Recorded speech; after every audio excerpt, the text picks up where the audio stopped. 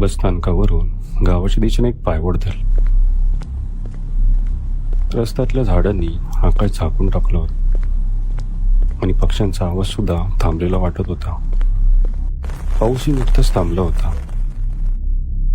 हवेत ओल्या मातीचा सुगंध भरून राहिला होता. घरापर्यंत पोचायला साधारण मला 10-15 मिनिटं लागणार होती. समोरचं दृश्य पाहून मी काही थक्कच झालो. जुनं घर अजूनही तसंच उभं होतं, पण भोवती काटेरी झुडपं, जंगली वेलीने त्याला जवळजवळ घेऊन टाकलं होतं.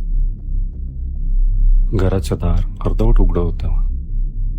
मी आत गेलो तर एक वेगळा गारवा जाणवला. बाहेरच्या उष्णतेच्या तुलनेत आतमध्ये अनैसर्गिक थंडावा होता.